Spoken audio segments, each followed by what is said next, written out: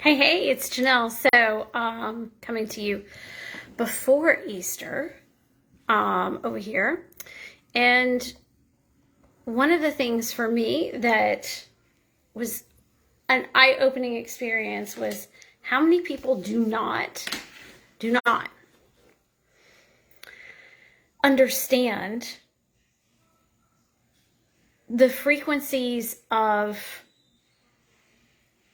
how things affect you at the core, right? So for the past on and off for about 12 years or so, I've taught a course in divine magic. I actually dedicated a whole entire year to studying the frequencies of magic and alchemy. Yep. Not from a teacher, but from all different books that I had learned and studied and my own frequency of understanding around that. So with that, I want to share with you, there's a real thing about being the luckiest person that you know. You know, it's those people that everything comes easy for them.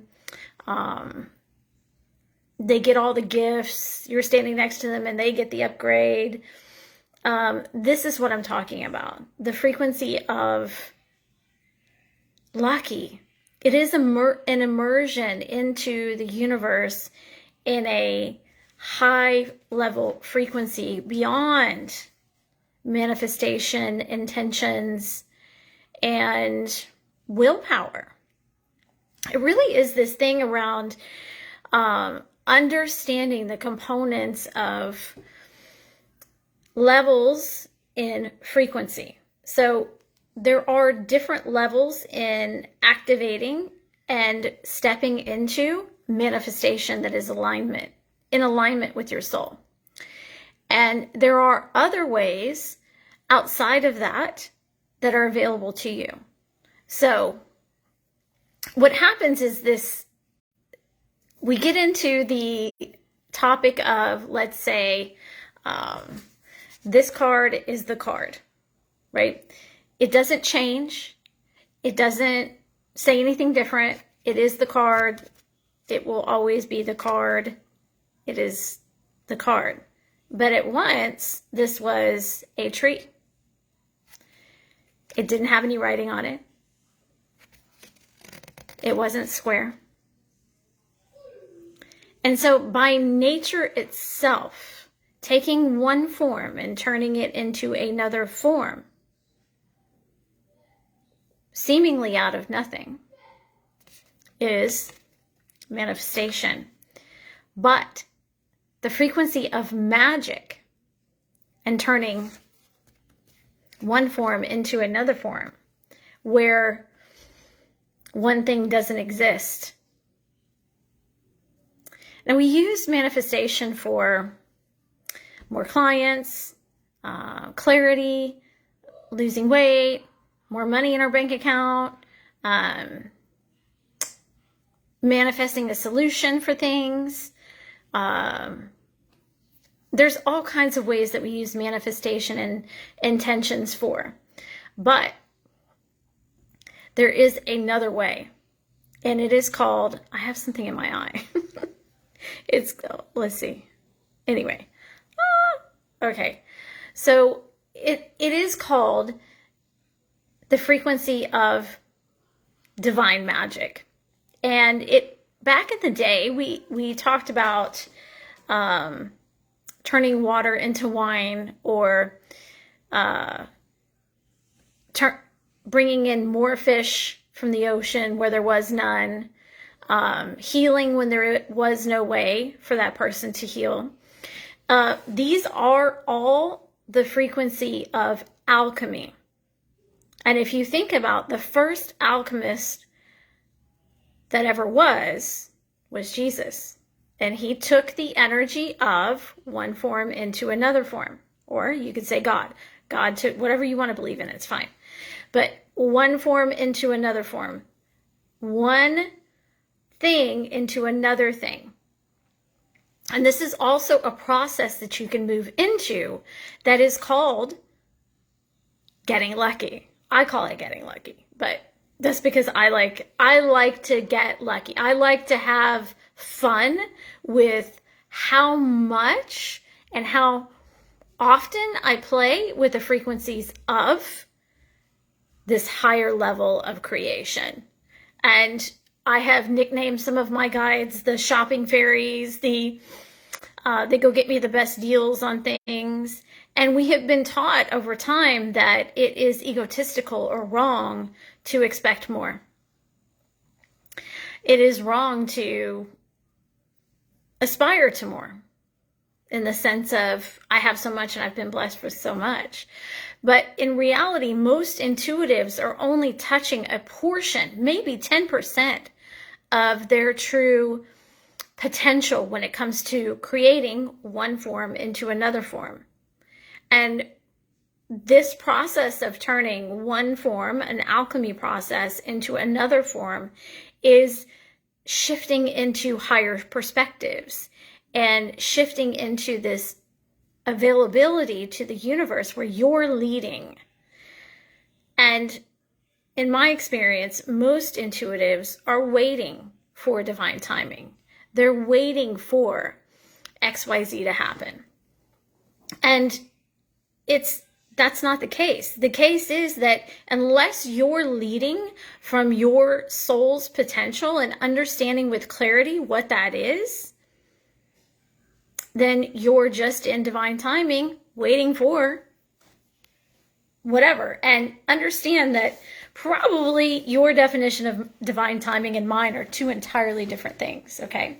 So divine timing for me is, I feel the energy, I know what I want, and I'm going to go after it right now. I'm not going to wait until I think about the 50,000 ways and why it won't show up, or waiting for the time to be right when you don't actually know if the time is right. When ideas come to us, there is this thing about seizing the moment, or carpe diem, and it is running with the energies of those present times where you feel the most passion and the strongest. When you push against that barrier of your comfortable place, then it expands your frequency in order to move you into higher states of manifestation. So when you say, it's sort of like that thing where you say yes to one thing, you say yes to 5 things.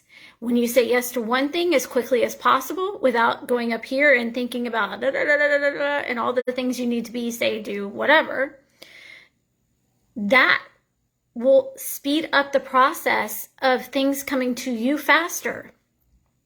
You're the one who's blocking the frequency. It's not the universe. They are sending you your requests. We get no less than 100 gifts a day, no matter what, no matter whether you ask or not, no matter whether you receive them or not. It is no less than 100 gifts a day. And we maybe notice one. But in reality, stepping into divine timing, claiming those gifts, and acknowledging, yes, more please, I will have more please, is our right frequency. Because intuitives are the people that are here to change the world. We are the most convicted about choice, about responsibility. And when we come together and stop looking at the judgment piece of it, then we can truly change the world that we see around us. But if we're waiting for someone else to do it, it's not going to happen. It's not going to happen. And so this is your time. This is our time.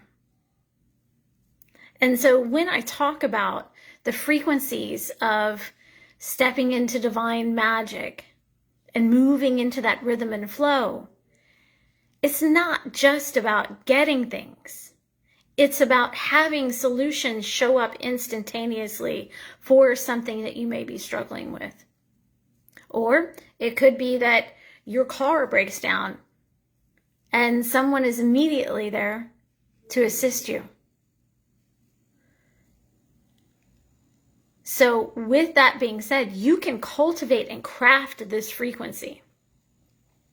It's one of the things that is my favorite, absolute favorite thing about being alive in this time and about being alive in this particular body for me is that I can create and I can move and I can change the tree into this. Because I desire it to be so. So I invite you to think about the 3 questions here. Could you be the luckiest person in the room and receive at that level? Are you blocking your divine timing by not seizing the opportunities and the moments that are coming to you? Do you lead the universe and your team of guides to bring you things that you're seeking with joy, with appreciation and gratitude? So these are my 3 things that I invite you to look at. And hey, Brenda, to come into the space of divine timing and becoming the luckiest person in the room. So happy day before Easter. Much love. Go enjoy your family and friends. But let go of your definition of divine timing and move into the frequency of seizing the moment. Carpe diem. Carpe diem. Carpe diem. Seize it, seize it, seize it, seize it.